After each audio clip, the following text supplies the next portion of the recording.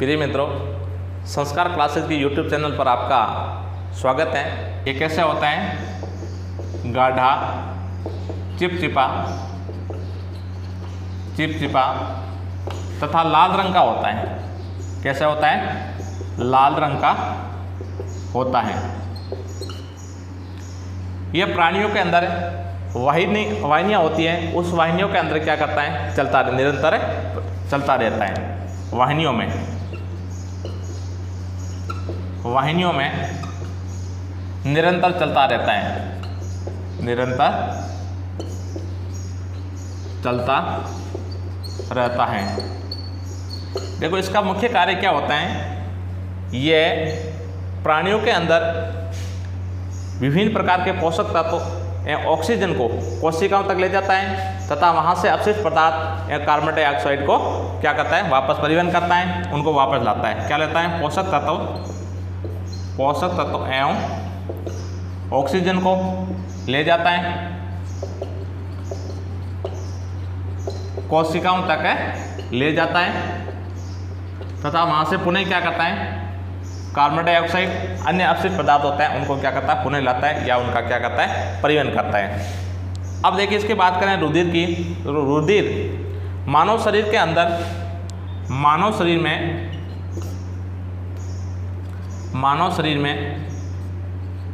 लगभग 5 से 6 लीटर होता है। कितना होता है? 5 से 6 लीटर होता है। सामान्य पर रुधिर की बात करें, कई बार प्रश्न पूछा जाता है मानव शरीर में रुधिर की मात्रा कितनी होती है? रुधिर कितना होता है? 5 से 6 लीटर के लमसम होता है। और इनका पीएच, कई बार ये भी परीक्षा में पूछा, कंपटीशन एग्जाम पूछा जाता है, इसका पीएच कितना होता है? रुधिर का पीएच 7.4 होता है। कितना होता है? 7.4 होता है। इसका मतलब होगा ये हल्का क्षारीय प्रकृति होता है। पीएच आपने देखा होगा, पावर ऑफ हाइड्रोजन, ये पीएच स्केल होती है जिसके माध्यम से क्या होता है? विभिन्न पदार्थों का पीएच ज्ञात किया जाता है। इसके अंदर 0 से लेकर 14 तक एक स्केल होती है जो सोरेनसन ने 1909 के अंदर दी थी। जिन पदार्थों का एक बीच में होता है 0, 7, जिन पदार्थों का पीएच है 0 से लेकर के 7 से कम होता है, 0 से लेकर 6.9 तक होता है वो अम्लीय होता है। जिनका पीएच 7 होता है वो उदासीन होता है। 7 से लेकर के 14 तक का जिनका पीएच होता है वो किस प्रकार का होता है? 7 से ऊपर का होता है, वो क्षारीय प्रकृति होता है। इस प्रकार अपन रुधिर की बात करते हैं तो इनका पीएच कितना? 7.4 है। इस प्रकार ये किस प्रकार का हो गया? हल्का क्षारीय। कैसा हो गया? हल्का क्षारीय। कई बार कंपटीशन में पूछा गया है रुधिर का पीएच कितना है? 7.4 होता है। अब देखो, इस रुधिर के अंदर रुधिर का रंग कैसा होता है? लाल होता है। लाल क्यों होता है? कई बार पूछा जाता है रुधिर का रंग लाल क्यों होता है? हीमोग्लोबिन के कारण होता है। किसके कारण होता है? हीमोग्लोबिन के कारण रुधिर का रंग क्या होता है? लाल होता है। हीमोग्लोबिन क्या होता है? हीमोग्लोबिन के इसके अंदर मुख्य रूप से फेरस आयन, फेरस लोहा पाया जाता है जो क्या करता है? ऑक्सीजन का परिवहन करता है। किसका परिवहन करता है? ऑक्सीजन का परिवहन करता है, ऑक्सीजन को ले जाता है और इस हीमोग्लोबिन के कारण रुधिर का रंग क्या होता है? लाल होता है। अब देखो, सामान्य प्राणियों के अंदर हीमोग्लोबिन की मात्रा कितनी होती है? हीमोग्लोबिन जिसको एस भी कहते हैं, कई बार आपने रिपोर्ट चेक करवाई होगी, उसमें हीमोग्लोबिन चेक करते हैं और यह सामान्यतः 14 से 15 कितना होता है? 14 से लेकर के 15 ग्राम प्रति डेसीलीटर होता है। कितना ना? 14 से लेकर 15 डेसीलीटर होता है। जिनके अंदर अगर इसकी मात्रा कम होती है तो अपने हीमोग्लोबिन की मात्रा कम होती है तो क्या करता है? हीमोग्लोबिन से संबंधित पदार्थ अपन को खाने के लिए डॉक्टर द्वारा सलाह दी जाती है। और सामान्य पुरुष के अंदर, सामान्य महिला के अंदर कितना होना चाहिए? 14 से लेकर 15 ग्राम होना चाहिए। अब देखते हैं अपन ये इसका निर्माण कहाँ होता है? रुधिर का निर्माण, रुधिर का निर्माण अस्थि मज्जा के अंदर होता है। कहाँ पर होता है? अस्थि मज्जा के अंदर होता है। रुधिर का निर्माण लाल अस्थि मज्जा के अंदर, लाल अस्थि मज्जा इसको बोला जाता है निर्माण। इसका निर्माण, रुधिर का निर्माण कई बार पूछा जाता है कहाँ पर होता है? लाल अस्थि मज्जा के अंदर होता है, रेड बोन मैरो, इसके अंदर क्या होता है? इसका निर्माण होता है। अब देखिए, इंपॉर्टेंट प्रश्न ये नवजात शिशु होता है या पूर्णावस्था में जब शिशु होता है तब इसका निर्माण कहाँ होता है? नवजात शिशु में, नवजात शिशु में, नवजात शिशु में रुधिर का निर्माण पलिया के अंदर होता है। कहाँ पर होता है? पलिया, उसके अंदर होता है। ये कई बार पूछा गया है कि अपन क्या लाल अस्थि मज्जा याद करते रहे, लेकिन नवजात शिशु में रुधिर का निर्माण कहाँ पर होता है? पलिया के अंदर होता है। अब देखिए रुधिर के कितने भाग होते हैं। ये तो सामान्य रुधिर के बारे में हो गया। अब रुधिर किनसे मिलकर बना होता है? पूरा रुधिर होता है वो किनसे मिलकर बना होता है? तो रुधिर के दो भाग होते हैं। कितने भाग होते हैं? दो भाग होते हैं, एक प्लाज्मा, दूसरा रुधिर कणिकाएं। कितने भाग होते हैं? रुधिर के भाग, रुधिर के भाग,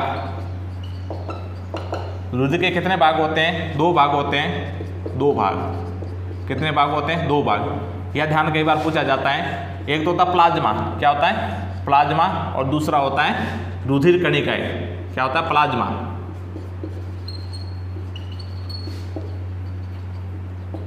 प्लाज्मा और दूसरा होता है रुधिर कणिकाएं। रुधिर कणिकाएं,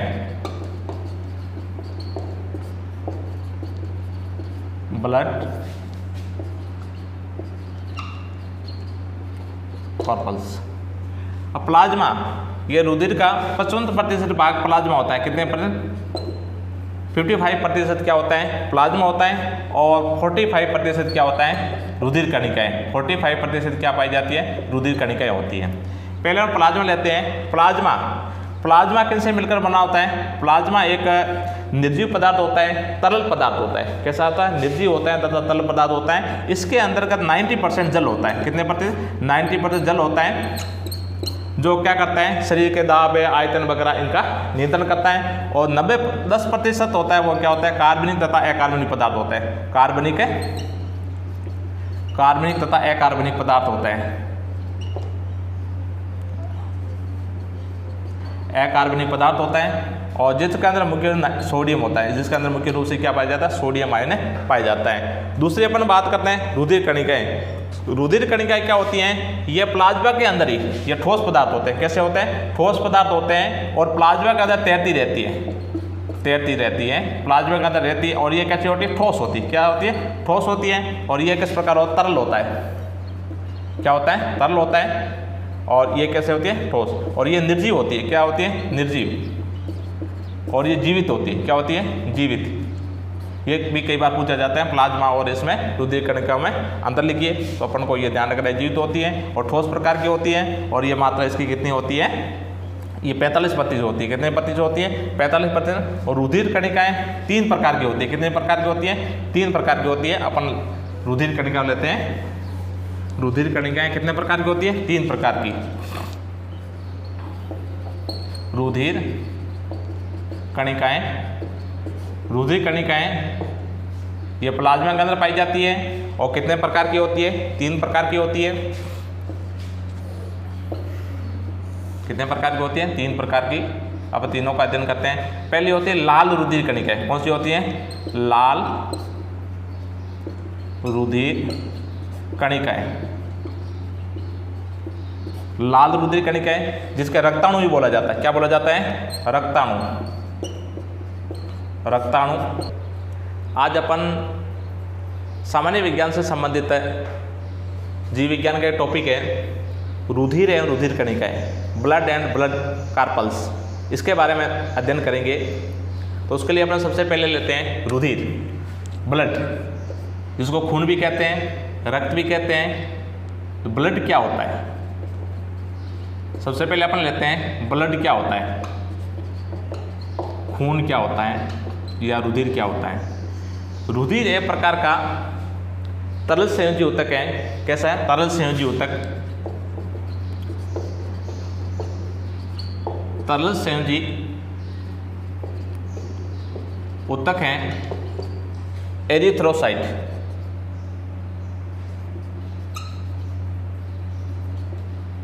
एरिथ्रोसाइट। और दूसरी होती है श्वेत रुधिर कणिकाएं। क्या होती है? श्वेत रुधिर कणिकाएं। श्वेत रुधिर कणिकाएं, जिसको WBC भी कहते हैं। इसको श्वेताणु भी बोला जाता है। क्या बोला जाता है? श्वेताणु। ल्यूकोसाइट भी कहते हैं,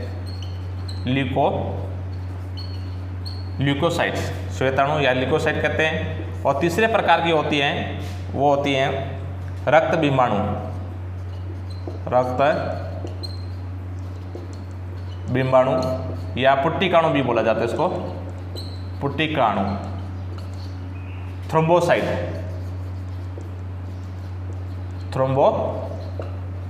थ्रोम्बोसाइट।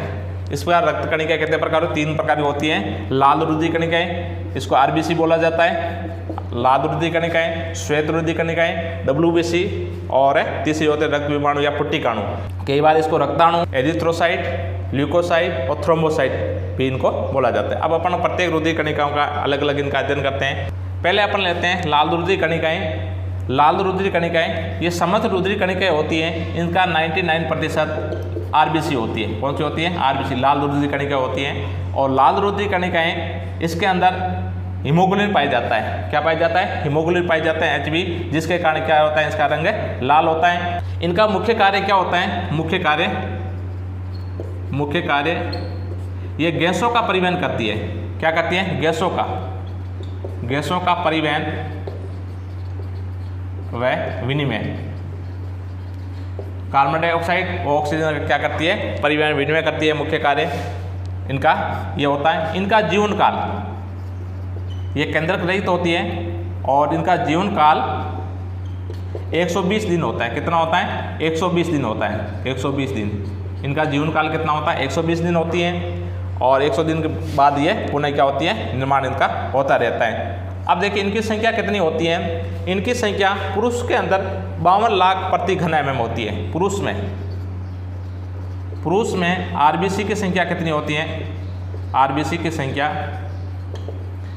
की बात करें, ये 52 लाख प्रति घन mm मिलीमीटर होती है। तथा महिलाओं के अंदर 47 लाख कितने होते हैं? 47 लाख प्रति घन mm होती है। और दूसरा ले लेते हैं अपन श्वेत रुधिर कणिकाएं। श्वेत रुधिर कणिकाएं जिसको WBC क्या बोला जाता है? WBC। और श्वेताणु भी बोला जाता है। क्या बोला जाता है? श्वेताणु भी कहते हैं, ल्यूकोसाइट भी बोला जाता है। ये प्रतिरोधक क्षमता है, ये मानव शरीर के अंदर क्या करता है? प्रतिरोधक क्षमता उत्पन्न करती है, अर्थात विभिन्न प्रकार के रोगाणु से अपनी रक्षा करती है। क्या करती है? ये क्या करती है? रोगाणु से रक्षा करती है। और इनका जीवन काल 4 से 5 दिन होता है। कितना होता है? 4 से 5 दिन जीवन काल होता है। और इनकी संख्या 7,000 कितनी हो? 7,000 प्रति घन mm मिलीमीटर। इनकी कितनी होती हैं? 7,000 प्रति घन होती हैं। अगर अपन आरबीसी व WBC के अनुपात की गणना करते हैं तो इनका अनुपात होता है 700:1। इसकी गति किस प्रकार? अमीबीय गति इसकी प्रसिद्ध है। किस प्रकार गति होती है? अमीबीय गति इसकी गति होती है। और ये 2 प्रकार की होती है। ये मुख्य रूप से कितने प्रकार की होती है? 2 प्रकार की होती है। श्वेत रुधिर कणिका कितने प्रकार की होती हैं? 2 प्रकार की होती हैं। कितने प्रकार होती हैं? 2 प्रकार की। कणिका में श्वेत रुधिर कणिकाएं और दूसरी होती है कणिका रहित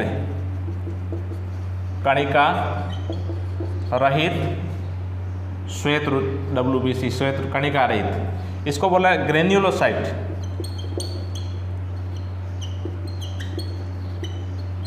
ग्रेन्युलोसाइट इसको बोला जाता है ए ग्रेन्युलोसाइट। क्या बोला जाता है? ए ग्रेन्युलर। और इसका 2 मोनोसाइट और लिम्फोसाइट।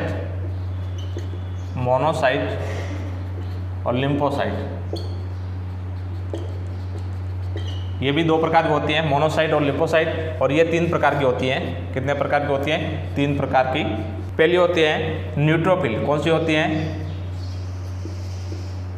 न्यूट्रोफिल,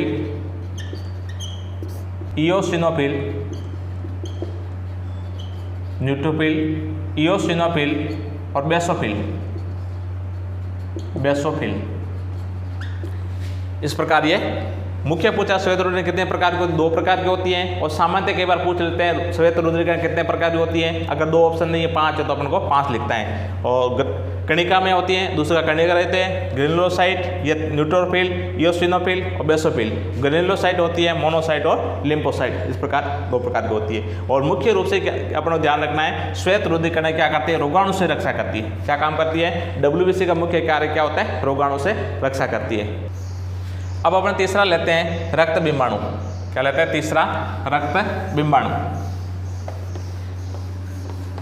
रक्त बिंबाणु के 2 या रक्त पुट्टिकाणु, तीसरा रक्त बिंबाणु, या इसको रक्त प्लेट्स भी बोला जाता है। रक्त ये ब्लड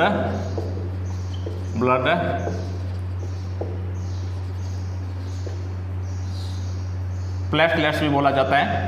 और इनको थ्रोम्बोसाइट और क्या बोला जाता है, थ्रोम्बोसाइट बोला जाता है। ये मुख्य रूप से क्या करती हैं, रक्त का थक्का जमने में मुख्य भूमिका निभाती है। क्या करती है, रुधिर का जो थक्का बनता है उसमें ये मुख्य भूमिका निभाती है। जब रुधिर का स्राव होता है, आपने कई बार देखा होगा, रुधिर का स्राव शुरू हो जाता है तो कुछ समय बाद रुधिर का स्राव या रुधिर का बहना बंद हो जाता है। उसमें किसके कारण होता है, इससे थ्रोम्बोसाइट के कारण होता है, रक्त बिंबाणु के कारण होता है। जीवन काल या औसत आयु कितनी होती है, 5 से 7 दिन होती है। कितनी होती है, 5 से 7 दिन होती है। कई बार किताबों के अंदर 10 दिन भी लिखा होता है, 10 दिन भी आपको मिल सकता है। और इसकी मात्रा कितनी होती है, इसकी मात्रा 3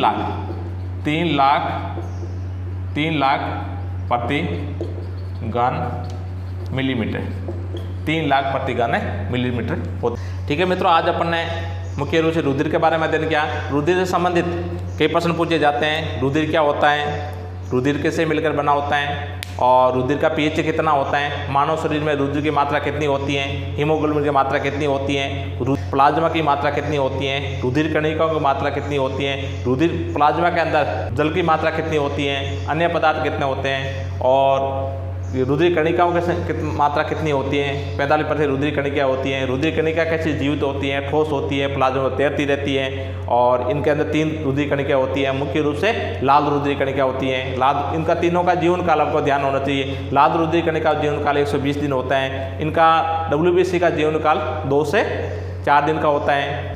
रक्त बिंबाणु, रक्त प्लेट्स का जीवन काल 5 से 7 या 10 दिन तक होता है। और इनकी संख्या कितनी होती है, इनकी अपन को ध्यान रखना है। पहले RBC की संख्या, लाल रुधिर कणिकाओं की संख्या कितनी होती है, 52 लाख प्रति घन mm होती है। और पुरुष के अंदर 47 लाख घन mm महिलाओं के अंदर होती है। और इसके अंदर इनकी 7000 घन mm, श्वेत रुधिर कणिका की संख्या 7000 घन mm होती है। और इनकी संख्या, रक्त बिंबाणु की संख्या, रक्त प्लेट्स की संख्या 3 लाख प्रति घन mm इनकी संख्या होती है। इनसे संबंधित अपन को कंपटीशन करके काफ़ी क्वेश्चन पूछे जाते हैं। ठीक है मित्रों, 1 by 1 सामान्य विज्ञान से संबंधित आपको वीडियो देते रहेंगे। आज के लिए इतना ही, धन्यवाद मित्रों।